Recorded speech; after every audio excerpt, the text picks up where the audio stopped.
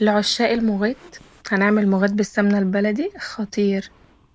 هنجيب حلة هنحط فيها شوية سمنة بلدي علشان نحمر فيهم المكسرات. هننزل الأول بالفول السوداني والزبيب، بعد كده هننزل بشوية جوز هند، شوية لوز، أي مكسرات انت عاوز تحطيها، والسمسم ده أساسي بس هنسيب السمسم للآخر هقولكوا ليه دلوقتي. هنديهم تقلبتين كده لحد ما الفول والزبيب يسخنوا ويتحمصوا حاجة بسيطة يعني.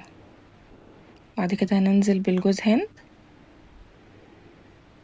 ونديلهم تقليبة محترمة يتحمصوا في السمنة البلدي ويشربوها ويبقوا كلهم كده طعمهم سمنة بلدي. هنجيب حلة بقى وهننزل فيها نص المغات بياخد من 3/4 كيلو سمنة لكيلو، من 3/4 كيلو لكيلو سمنة بلدي، على حسب هتحطي مكسرات قد ايه، هتحطي عايزاها بسمنة كتير قوي عايزاه عادي، بس هو بياخد من 3/4 كيلو لكيلو، وحلو قوي لو سمنة بلدي. السمسم بقى هنحطه في المرحلة دي، هنحطه في السمنة عشان نظبط بيه سوي المغات او هنظبط بيه تحميصة المغات. هنحط السمسم ابيض عادي، فلما يتحمص كويس هنعرف ان المغات كمان اتحمص.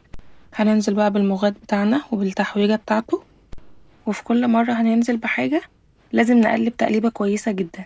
من عوامل نجاح المغات التقليب الكويس. هنقلب تقليبة كويسة ويختفي خالص، هننزل بالتحويجة بتاعته ونقلبه برضه تقليبة كويسة جدا لحد ما يختفي، ونسيبه بقى يتحمص مع السمسم عادي جدا براحته وريحته تطلع. وطبعا ريحة السمنة البلدي مالية المكان، مش عايزة اقولكوا ريحتها تحفة ازاي. والتقليب بقى لحد ما يعمل عرق كده.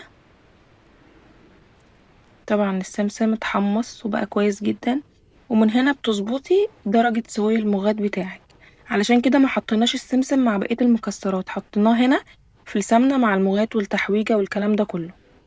تقليبتين كويسين كده نسيبه ياخد راحته جدا على نار هادية.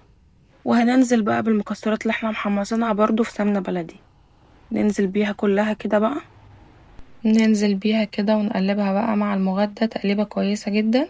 ممكن نسيب شوية للتزيين لو حابين،